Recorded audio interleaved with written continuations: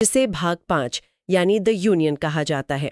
ये संविधान का सबसे बड़ा और शायद सबसे महत्वपूर्ण हिस्सा है, जिसमें पूरे 100 अनुच्छेद हैं। अगर संविधान एक गाड़ी है तो भाग 5 उसका इंजन है। यही तय करता है कि भारत की गाड़ी किस दिशा में जाएगी, उसे चलाएगा कौन और उस पर नजर कौन रखेगा। आज हमारा मिशन इसी इंजन के सबसे जरूरी पुर्जों को समझना है, यानी संघ की कार्यपालिका, द यूनियन एग्जीक्यूटिव। राष्ट्रपति से लेकर प्रधानमंत्री तक असल में पावर किसके हाथ में है? और ये सवाल बहुत दिलचस्प है क्योंकि भारत की पूरी व्यवस्था एक अनोखे संतुलन पर टिकी है। हमारे संविधान निर्माताओं ने संसदीय प्रणाली को चुना, जिसका सीधा मतलब है कि यहाँ एक नहीं बल्कि 2 मुखिया होते हैं। अच्छा जी, एक नाम मात्र के मुखिया जिन्हें हम राष्ट्रपति कहते हैं, और दूसरे वास्तविक मुखिया यानी प्रधानमंत्री। ये कोई गलती नहीं थी, बल्कि एक बहुत सोचा समझा डिजाइन था, ताकि सत्ता कभी भी किसी एक व्यक्ति के हाथ में सिमट कर न रह जाए। ठीक है, तो उस डिजाइन को ही थोड़ा डिकोड करते हैं। जब हम कहते हैं सरकार, तो मतलब असल में हम किन लोगों की बात कर रहे हैं? क्या ये सिर्फ प्रधानमंत्री है? हमारे स्रोत बताते हैं कि इस कार्यपालिका के 5 मुख्य स्तंभ हैं। बिल्कुल। सबसे पहले आते हैं राष्ट्रपति, फिर उपराष्ट्रपति, फिर जाहिर है प्रधानमंत्री, जो सबसे शक्तिशाली है। हाँ, और उनकी टीम मतलब मंत्रिपरिषद, और आखिर में 5वें हैं भारत के महान न्यायवादी, सरकार के सबसे बड़े वकील है ना। बिल्कुल, और ये पांचों मिलकर ही देश का रोजमर्रा का शासन चलाते हैं। हर किसी की भूमिका संविधान में तय है, ताकि कोई अपने दायरे से बाहर ना जाए। कार्यकारी शक्ति यानी एग्जीक्यूटिव पावर राष्ट्रपति में निहित होगी। अब ये सुनने में तो बहुत बड़ा लगता है। इसका मतलब तो ये हुआ कि हर सरकारी काम, हर कानून उन्हीं के नाम पर होता है। लेकिन हम ये भी जानते हैं कि असल बॉस तो प्रधानमंत्री होते हैं। तो फिर यहाँ चल क्या रहा है? ये एक बहुत ही जरूरी सवाल है। देखिए, राष्ट्रपति देश के संवैधानिक प्रमुख हैं। वो एक तरह से उस संस्था की मोहर हैं जो सरकार के हर फैसले को कानूनी और संवैधानिक लेजिटिमेसी मतलब वैधता देती है। अच्छा। प्रधानमंत्री और उनकी कैबिनेट फैसले लेते हैं, लेकिन उन फैसलों पर जब तक राष्ट्रपति की मोहर नहीं लगती, तब तक वे आधिकारिक नहीं माने जाते। तो शक्ति भले ही उनके नाम पर है, लेकिन वो उसका इस्तेमाल प्रधानमंत्री और मंत्रिपरिषद की सलाह पर ही करते हैं। अच्छा, तो ये एक तरह का सेफ्टी मैकेनिज्म है। अब सवाल ये है कि राष्ट्रपति बनता कौन है? आम चुनावों की तरह हम और आप तो सीधे उन्हें वोट नहीं देते हैं ना? नहीं, बिल्कुल नहीं। ये एक इनडायरेक्ट इलेक्शन है, जिसे एक निर्वाचक मंडल या इलेक्टोरल कॉलेज कराता है। इसे ऐसे समझिए कि हम जिन सांसदों यानी एमपीज और विधायकों यानी एमएलएज को चुनते हैं, वे हमारी तरफ से राष्ट्रपति का चुनाव करते हैं। अच्छा। यहाँ एक दिलचस्प बात यह है कि सिर्फ चुने हुए सदस्य ही वोट दे सकते हैं। मनोनीत सदस्य, जैसे राज्यसभा में 12 मनोनीत सदस्य होते हैं, वो इस चुनाव में हिस्सा नहीं लेते। इसके पीछे क्या सोच थी? ऐसा क्यों किया गया? सोच ये थी कि राष्ट्रपति को पूरे देश का समर्थन हासिल हो, सिर्फ केंद्र सरकार का नहीं।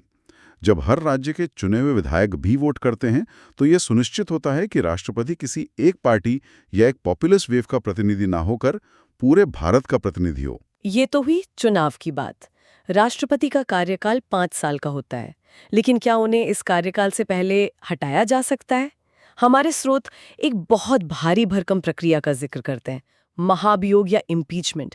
ये सुनने में बहुत मुश्किल लगता है। इसे जानबूझकर मुश्किल बनाया गया है।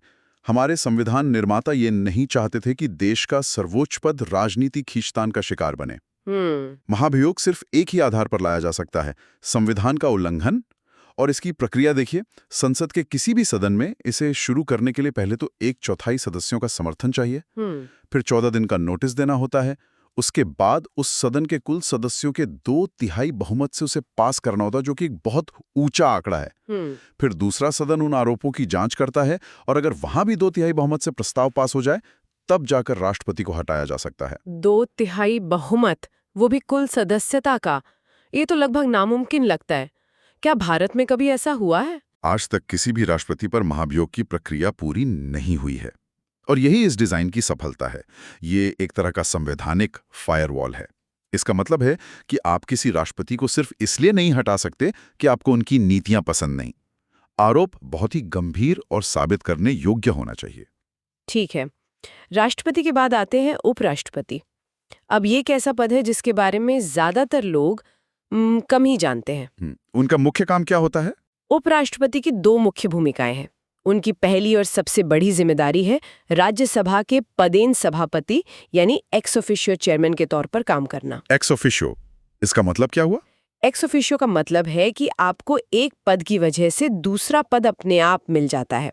जैसे स्कूल का प्रिंसिपल होने के नाते आप स्कूल की सेफ्टी कमेटी के हेड भी अपने आप बन जाते हैं, वैसे ही जो भी व्यक्ति उपराष्ट्रपति चुना जाता है वो स्वतः ही राज्यसभा का सभापति बन जाता है। यानी एक पोस्ट के साथ दूसरी फ्री। और उनकी दूसरी भूमिका क्या है? उनकी दूसरी भूमिका बहुत महत्वपूर्ण है, जो सरकार की निरंतरता सुनिश्चित करती है। अगर किसी भी वजह से राष्ट्रपति का पद खाली हो जाता है, जैसे मृत्यु, इस्तीफा या महाभियोग। हाँ बिल्कुल, तो उपराष्ट्रपति तुरंत एक कार्यवाहक राष्ट्रपति के तौर पर काम शुरू कर देते हैं, जब तक कि 6 महीने के अंदर नए राष्ट्रपति का चुनाव ना हो जाए।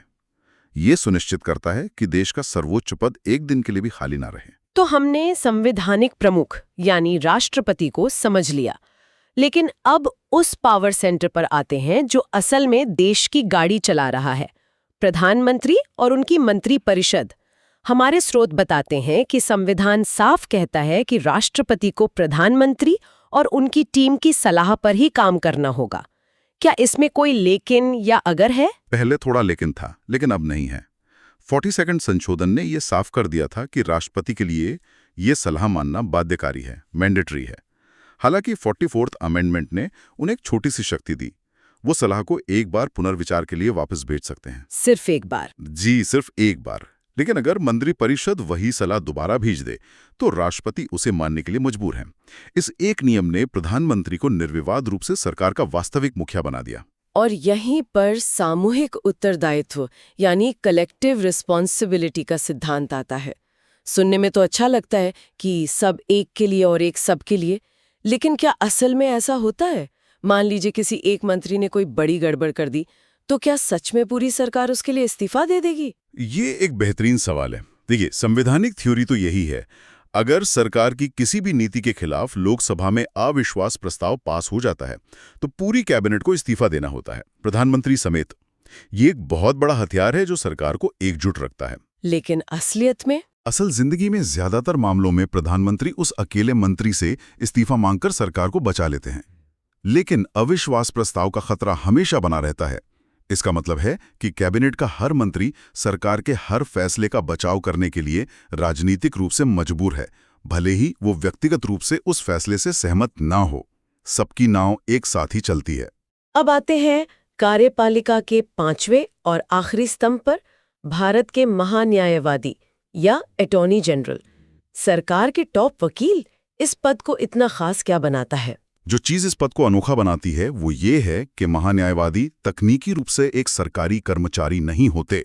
वो अपनी प्राइवेट लीगल प्रैक्टिस भी कर सकते हैं जब तक कि उसमें सरकार के साथ कोई हितों का टकराव ना हो। लेकिन सबसे दिलचस्प बात तो ये है कि वो अकेले ऐसे व्यक्ति हैं जो सांसद ना होते हुए भी संसद के किसी भी सदन में जा सकते हैं, बहस में हिस्सा ले सकते हैं, संसदीय समिति के सदस्य बन सकते हैं। क्या मतलब बिना चुनाव लड़े संसद की कार्यवाही में हिस्सा ले सकते हैं? बिल्कुल। बस एक चीज वो नहीं कर सकते, वोट देना। जरा सोचिए, एक वकील को किसी कंपनी के बोर्ड ऑफ डायरेक्टर्स की मीटिंग में बोलने की इजाजत हो जबकि वो बोर्ड का मेंबर भी ना हो। महान्यायवादी को ठीक वैसी ही पहुंच और ताकत दी गई है।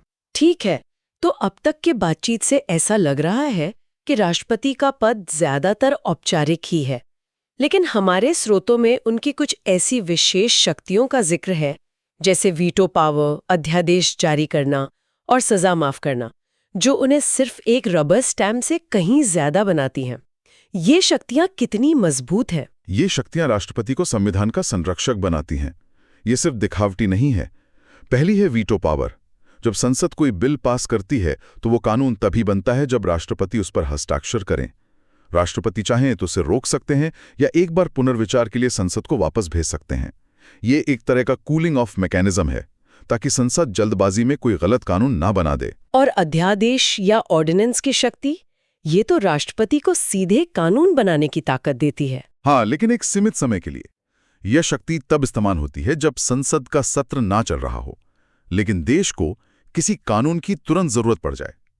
यह शक्ति सुनिश्चित करती है कि देश का शासन कभी रुके नहीं।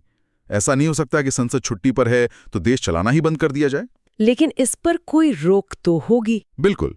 जैसे ही संसद का सत्र शुरू होता है, उस अध्यादेश को 6 हफ्तों के अंदर पास करवाना पड़ता है, वरना वो खत्म हो जाता है। और आखिर में उनकी सबसे चर्चित शक्ति, क्षमादान की शक्ति। राष्ट्रपति किसी दोषी की सजा, यहां तक कि फांसी की सजा को भी माफ कर सकते हैं। अगर हम इसे बड़ी तस्वीर में देखें तो ये शक्ति न्यायपालिका के फैसलों पर एक अंतिम मानवीय जांच का अवसर है। ये इस बात को स्वीकार करती है कि कानूनी व्यवस्था हमेशा परफेक्ट नहीं हो सकती। ये वो बिंदु है जहां दया सख्त न्याय पर हावी हो सकती है। ये संविधान का एक अंतिम सेफ्टी वॉल्व है। ये शक्तियां राष्ट्रपति को सिर्फ एक औपचारिक प्रमुख नहीं, बल्कि गणतंत्र का अंतरात्मा का रक्षक यानी कॉन्शियंस कीपर बनाती हैं। रोथ में कहा गया है, राष्ट्रपति ब्रेक की तरह हैं और प्रधानमंत्री एक्सेलरेटर की तरह। दोनों मिलकर लोकतंत्र की इस गाड़ी को चलाते हैं। प्रधानमंत्री नीतियों को गति देते हैं, देश को आगे ले जाते हैं, जबकि राष्ट्रपति ये सुनिश्चित करते हैं कि ये गाड़ी संवैधानिक दायरे में और सही गति से चले, कहीं खाई में न गिर जाए। ये तुलना बिल्कुल सटीक है। कार्यपालिका के भीतर शक्तियों का ये जटिल संतुलन जानबूझकर बनाया गया है ताकि सत्ता का दुरुपयोग ना हो और शासन हमेशा संविधान की सीमाओं के भीतर चले। हर पद की अपनी एक गरिमा है और अपनी एक लक्ष्मण रेखा भी। तो आज हमने भारत सरकार के इंजन को काफी करीब से देखा, लेकिन इस पूरी चर्चा से एक सवाल मेरे मन में घूम रहा है जो मैं श्रोताओं के लिए छोड़ना चाहती हूँ। जरूर। हमने ये स्थापित किया कि प्रधानमंत्री एक्सेलरेटर है जो देश को आगे बढ़ाते हैं, लेकिन जरा सोचिए, क्या कोई ऐसी असाधारण परिस्थिति हो सकती है, कोई ऐसा राष्ट्रीय संकट आ सकता है जहां देश को आगे दौड़ाने से ज्यादा जरूरी उसे किसी दुर्घटना से बचाना हो? और उस स्थिति में क्या लोकतंत्र की गाड़ी का ब्रेक यानी राष्ट्रपति एक्सेलरेटर से ज्यादा शक्तिशाली और महत्वपूर्ण भूमिका निभा सकता है? ये एक ऐसा विचार है जिस पर गौर किया जाना चाहिए।